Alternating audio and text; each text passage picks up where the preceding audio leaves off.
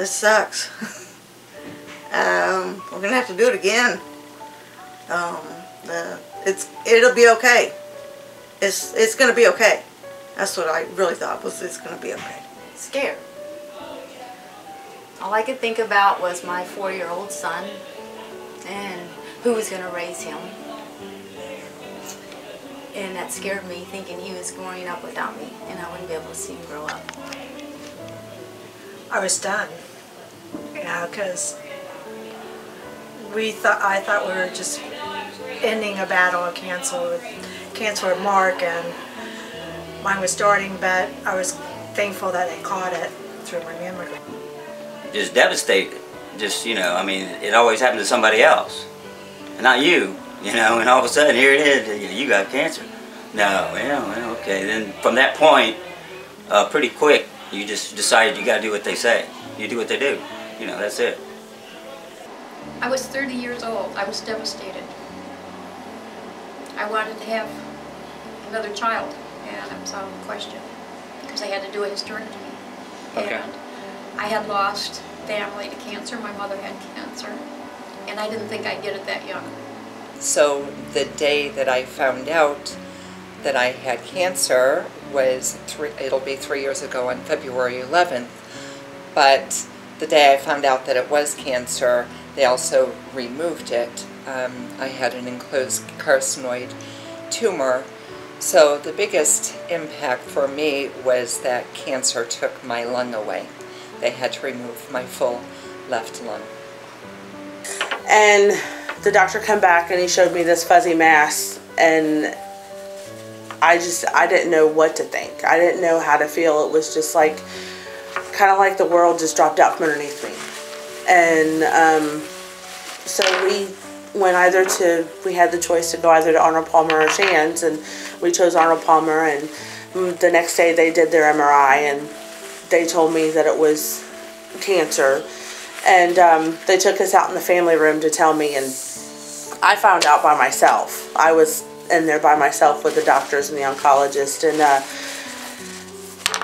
I broke down. I lost it completely, and the doctor looked at me and he said, okay, you do this here, and then when you go back in that room, that's it. You don't do it. So I lost myself for a little bit, and about 5 minutes I sat there and cried, and then went back in the room, and that was it. You know, and I've just dealt with it day by day since then. Many different stages. The first stage was denial and not accepting it.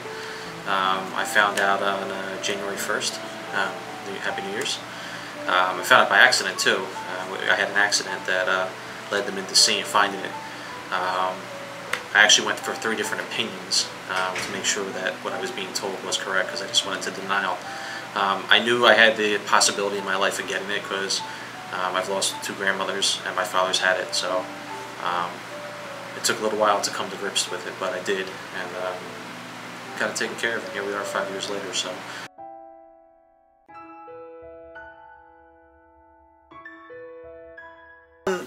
Especially when we did the Relay for Life, I got a lot of, hey, I'm not in this by myself. There's a lot of people out there that cancer impacts, and I'm glad I have that support with those people, because it's going through hell. As a survivor for Relay for Life, I almost felt unworthy, because I saw all these people who went through the chemo and the radiation and the treatments, and I didn't have to do any of that. But it made me feel good that I was able to participate because I was alive, even though I didn't have to go through all of that. Oh, they've been every step of the way. They're there. I mean, even when you don't think about it or know they're there, like the house up there in Gainesville. What's the name of it? The Hope Lodge. Hope Lodge. I mean, they're a part of that. And every turn of the way, there's someone with that organization there, and it's really neat. It really is. Yeah, really appreciate it. Everything. I became a volunteer, I think it was about 1954, and Rochester, Minnesota, and it was great. We went around to all the schools and talked to the children about why you shouldn't smoke, and we took them down to the Mayo Clinic and showed them a lung from smoking, and it was fun. It was exhilarating. Went all the way to country schools, and my husband became the co-chairman for the state in '57, and then the chairman for '59 for the American Cancer Society. As a survivor, my involvement with Relay for Life, I actually have to start with Best Buy's involvement with Relay for Life. My job with Best Buy is actually what got me involved with Relay for Life, and I'm very, very grateful for that. The involvement with Relay gives purpose, good purpose to my cancer and my experiences. I've got other experiences other than my own. I lost my dad to lung cancer. My stepdad I lost to pleural mesothelioma.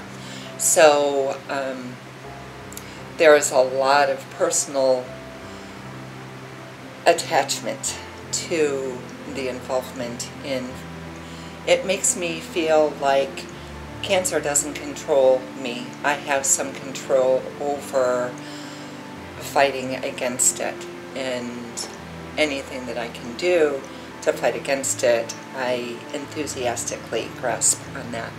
And so I'm really grateful that there is American Cancer Society and Relay for Life, and just encouraging people to not just sit down and accept it, and not just to lie back and let cancer take you away.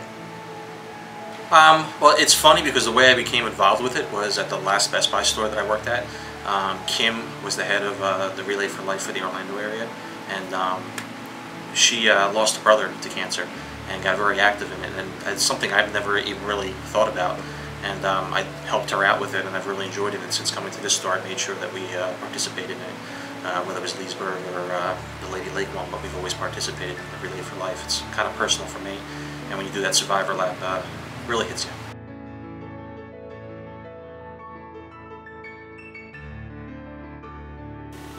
Would be euphoria. Would be because so many people in my life have been relieved. It would be so great, because once you've had cancer, you think about every little ache and every little pain, and to know that there was a cure, the worry would be gone. There would be no worry.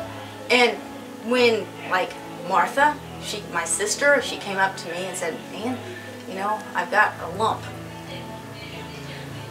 I wouldn't have to worry about her as much. I would know that, well, it's okay, there's a cure. It would be a relief.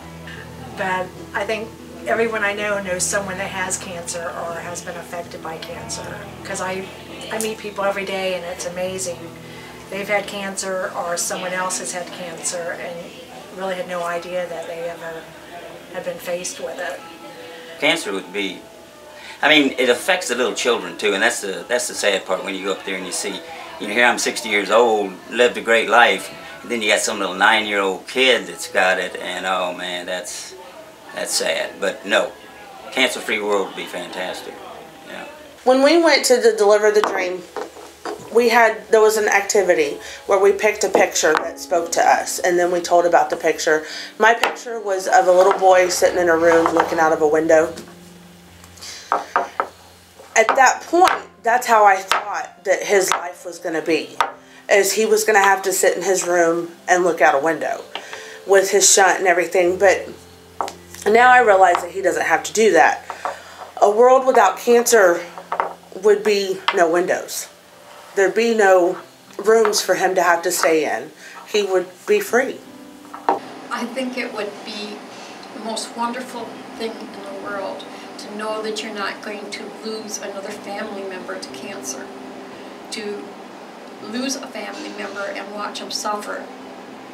It's bad enough when you have cancer, but when you lose a loved one and you have them in your home, and you take care of them, and you hold them while they're dying of cancer, it's hard. So I would love to see a world without cancer.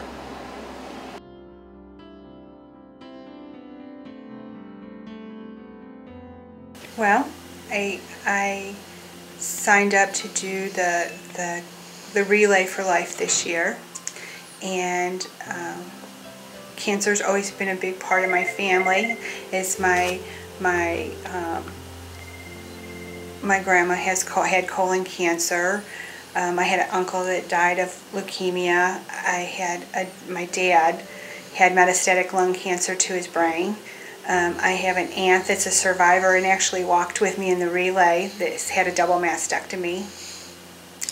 And this year while I was walking in the relay, a few days before, I noticed that I had discharge from my breast. And at the time I didn't really consider it to be that bad, but the night of the relay while I was walking, it had turned bloody. And the more I walked into the night, as I walked around the track, I read the signs that kept saying, have a mammogram, save a boob, and it impacted me because I'm one of those people that put things off, and I hadn't had a mammogram in 5 years. And I called my doctor that week and said, there's something wrong, I need to come in, and she saw me immediately. They sent me for a mammogram immediately, and it was abnormal. So I was scared. I was really scared. Having the family history, I didn't tell anybody in my family what was going on because I didn't want to scare anyone. And I went and they decided they needed to do a stereotactic biopsy and a galactogram. And I work in pathology, so that's scary too because I see the reports every day of what these things can do, how they come back, and most of them are malignant. So I went and had my stereotactic biopsy. At that time, by then I told my husband and my aunt. I didn't tell my mom yet. And they went with me, and they did it, and boy, it was a long wait. It seemed a lot longer than it was, but I didn't know until the next night, and the doctor called me. My doctor called me and told me that it was benign, but it had atypical cells in it, and it needed to come out. And boy, I was scared because I wasn't sure what they were going to find once they got in there, if they had gotten it all. And in the meantime, my younger sister called and said, you know what, I was playing golf and I noticed that I have a discharge and this is really scaring me because of what's going on with you. And my sister never had a mammogram before. And she said, I'm scheduling an appointment this week and I'm going to go and have it. And she did. And thank God she did because hers came back with cancer. And I was very fortunate. I had my lumpectomy in June and everything is clear right now. I'm having some issues with my other breast, but I feel very fortunate at this point. And my sister, they caught it at the earliest stage they could. She's had her lumpectomy and she's taken her radiation, and I feel really fortunate. If it hadn't been for the relay, I may have put it off for a lot longer than I should have. And if it hadn't happened to me, my sister would have never had her mammogram. And so it may have saved both of our lives.